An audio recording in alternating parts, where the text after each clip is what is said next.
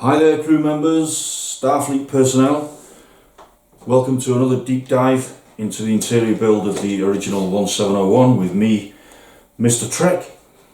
Just wanted to invite you to a few moments at the headquarters here, just to show you where I'm up to, what I'm doing. To my right, you can see the portion of the saucer section where I've basically been working out this thing about the curvature and how we can fit a connecting corridor between the outside edge and the inside, the inner part of the saucer section. So you've seen this in previous videos already, but there's something new on this that I'm going to show you in this video. It's to do with the corridor. Halfway through making that corridor, I got a comment from one of the subscribers saying, hey, yeah, I mean, it is an issue with this curvature cutting into the deck 7. Why don't you make the corridor, the connecting corridor on deck 7, kind of open plan, no ceiling on it, so there's no problem with the low deck height? And I'm kind of, I'm working on this, again, like I say, I'll show you where I was up to before I said, whoa, that guy had a point. I suddenly just stopped working on this, and now now I'm working on this. So this is like another version of that connecting corridor from the outside edge to the inner part of the saucer section. And personally, I've got a preference for this one because it makes the ship more open.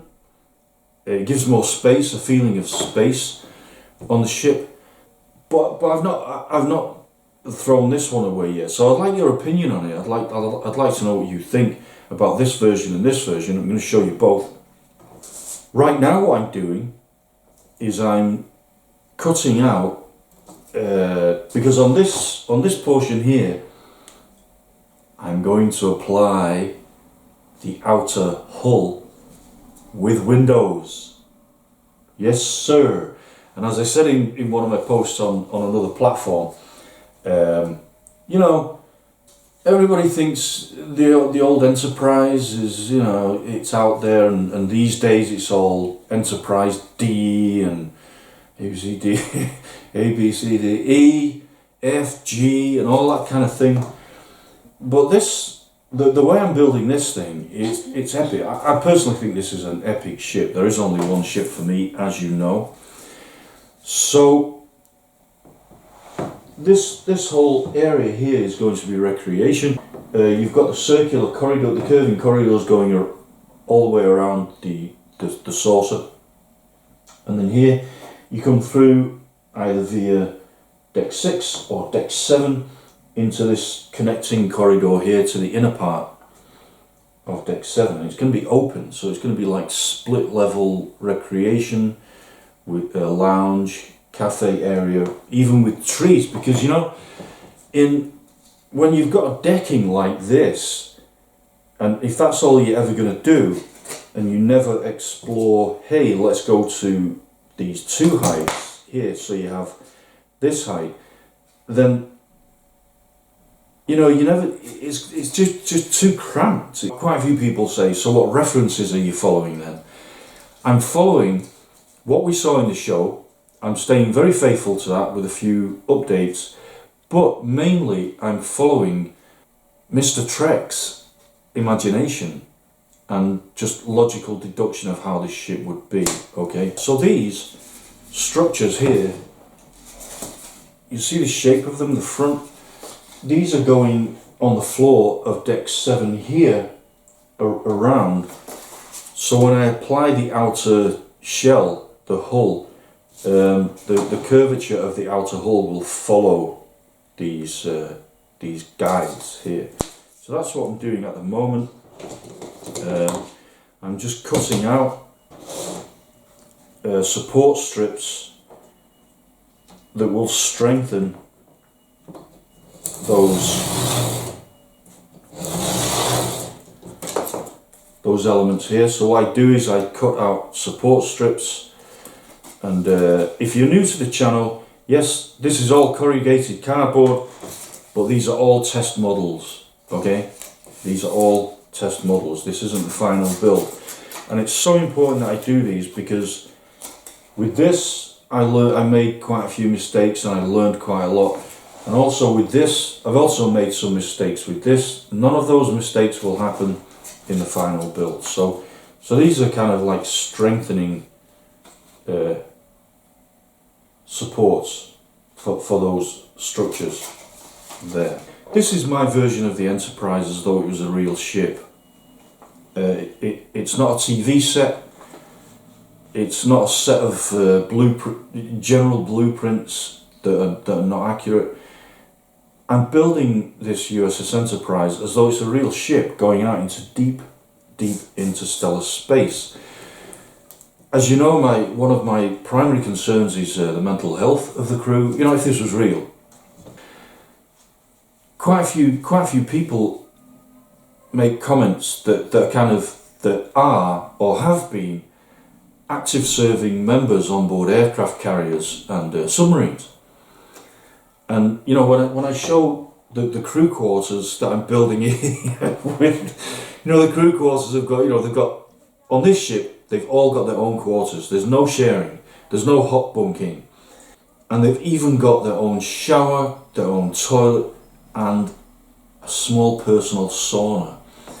And when some people see that, you know, these people that have served on today's vessels, they say, you know, quite, you know, very respectfully, and I appreciate that, by the way, I appreciate that respect, very respectfully, they say, this just would not happen on an aircraft carrier or on a submarine.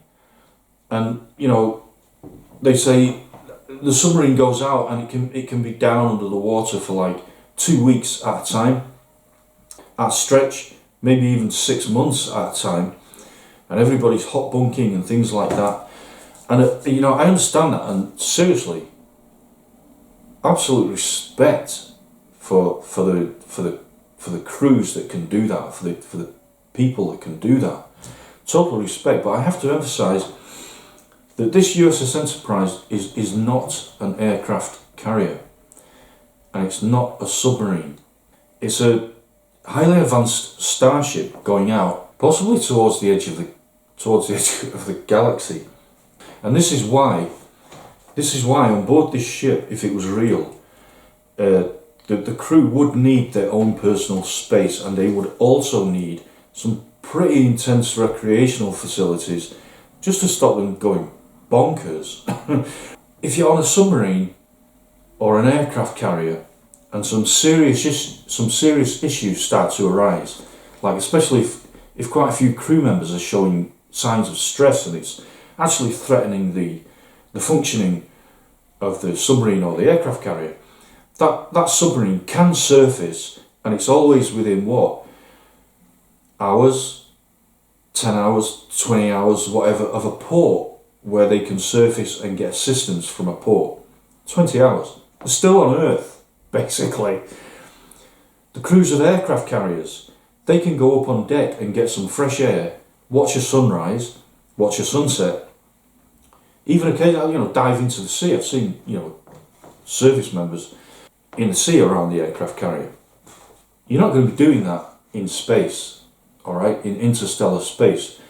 You are a crew, a pod of humanity going out into the absolute depths of space.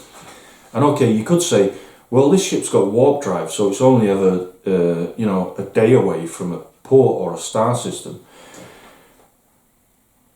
Listen to this. I was watching a video the other day, and there's a galaxy called Able 2744Y1. Alright? This galaxy is so far away from us that it takes light 13 billion years to reach us. Okay? Those distances are just like, I was going to say off planet, but it's off solar system, off whatever, it's incredible. So even travelling at warp speed, You know, like the Enterprise sometimes got caught in some kind of time warp where it got flung out to the outside edge of the galaxy or something. 13 billion years, folks. So when you're out there, if something goes wrong, you're going to have to fix it wherever you are. You're in a situation. And for me, it makes absolute sense that the last thing you want on board a ship like this, travelling out to those distances, the last thing you want is the crew becoming stressed and issues develop. And like, you know, crew sharing quarters or hot bunking and stuff like that, kind of getting in each other's way, slowly getting in each other's way, and little kind of issues coming up. And I want this crew to be able to go to a very private space that is theirs, that is their own. Alright? And then when they're walking about the ship, yeah, of course, you know, you've got the corridors and the rooms, but it's not like a rabbit warren. There are places you can go where you've got like split level cafes that allows for like a tree.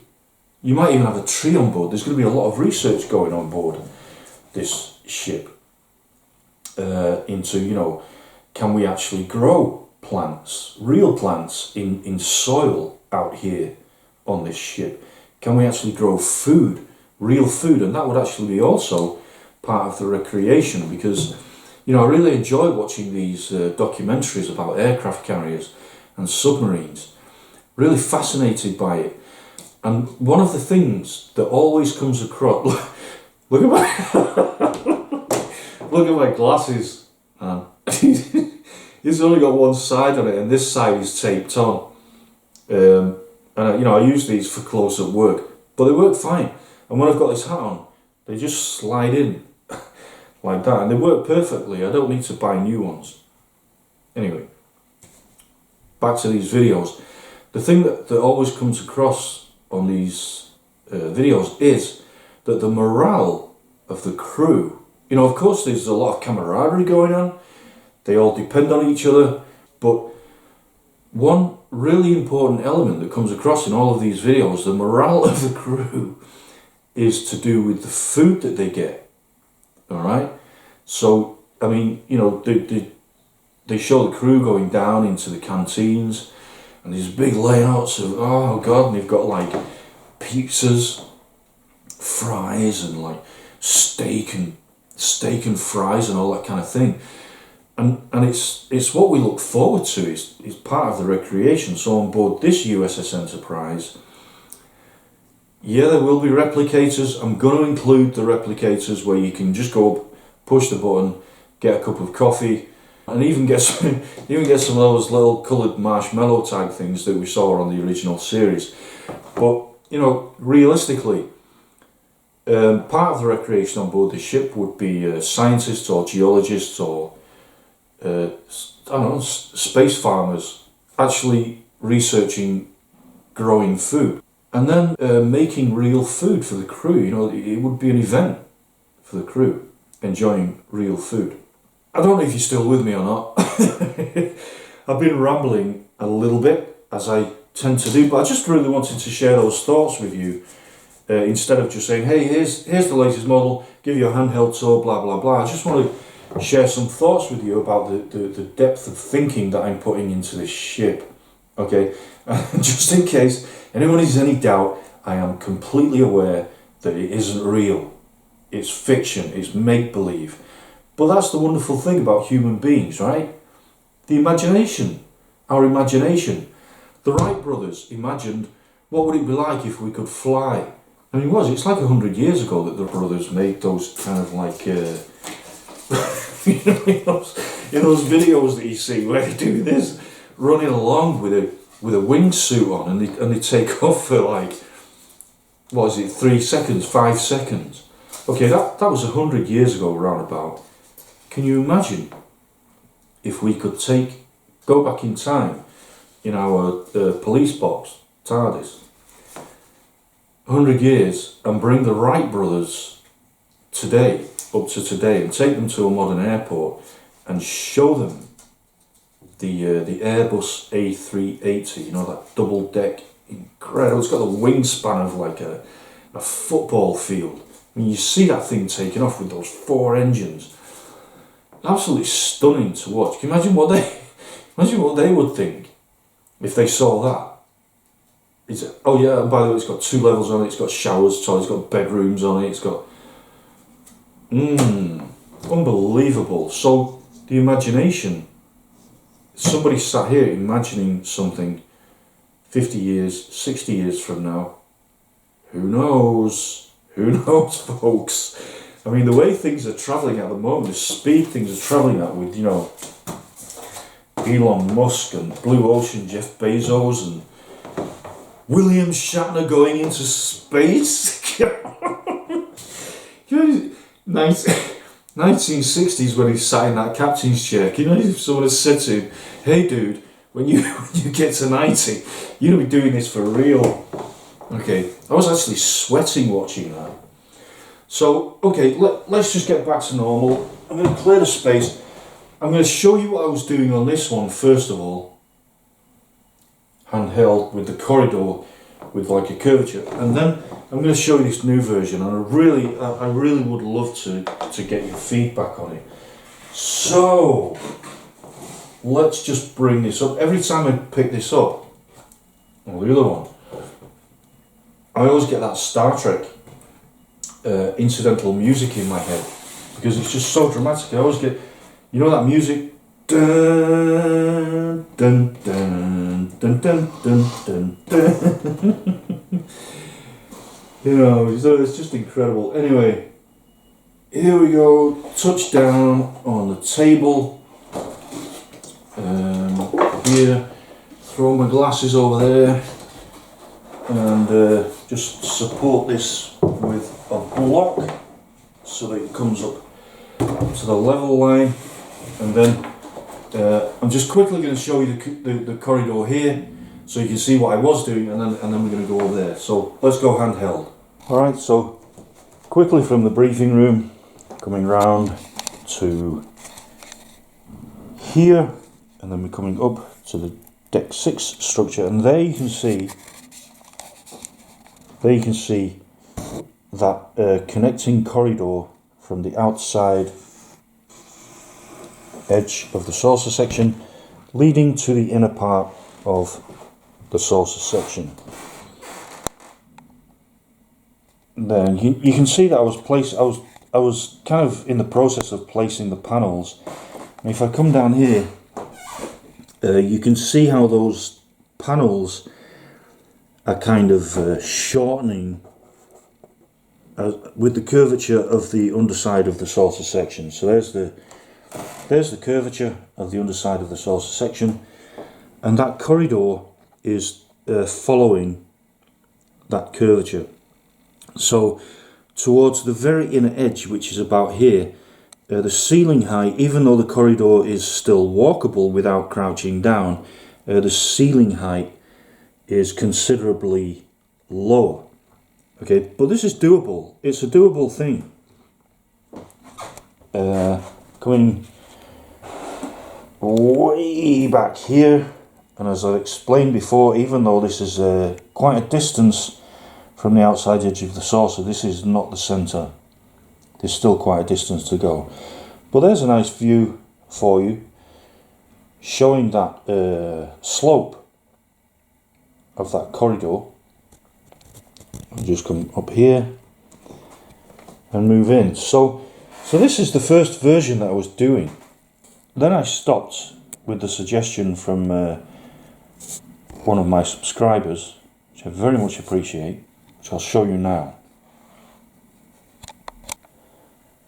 And here is the second version, which is a much quicker model actually. I've just kept this like a white architect model without putting too much detail in. So I really like this element because if we come around here, again, we have the curving corridor of deck 7 and then the curving corridor of deck 6, which in this version I'm placing directly over each other, and I think that's the way it's going to stay really. But hey, look at this. Going around here, we can see these steps leading up, and the reason for these steps is as that curvature begins, in order to keep a straight corridor, not a sloping corridor, but a straight corridor, the decking has to be lifted up in some way. So it's either we either do a slope or we do these steps here, so that then that corridor can be a straight line with no slope. All right. So then, if we come up to deck 6, we have an access point to the deck 6 level corridor. It's not really a corridor now, it's like an open plan access way to the inner part of deck 6, and then there's another one on the other side. And if I just come up here, I can show you I've made these steps leading down to the corridor of deck 6 there, and then there will be the same thing on the other side, and there will be see these railings here that I've made. So these railings are going to be like a lifted lounge area where crew members will be able to sit along here and then look down into a more open lounge cafe area. And this structure here, I've got this idea of building like of putting like plants on here, or even like a tree, a small tree that has two deck heights in it. So if you sat here on this top level, there's going to be like a nice tree coming up here, very open, plants, some plants around. Inside these areas are going to be like very cozy corners with I don't know, like TOS sofas, TOS style sofas. I don't think we ever saw a TOS sofa, so I'm really looking forward to interpreting what they might be like. Here's one of those structures in place. So on the front of this, I'm going to place the outer hull with windows, and I've got some very, very specific thoughts about the windows as well. So I think that's for another video. I'll just show you from this side. There's the steps, the stairs leading down. See if we can get in there and see that corridor. Can we do that? Yeah.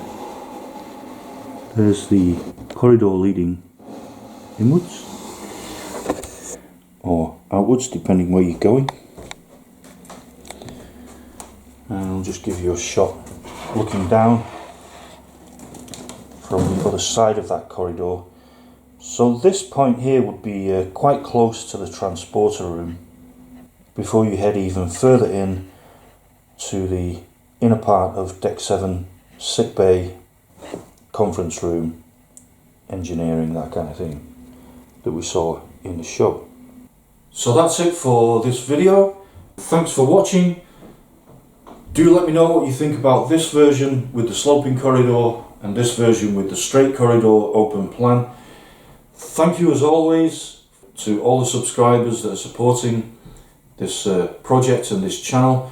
Thank you so much to the Patreons that are supporting this channel and the mission.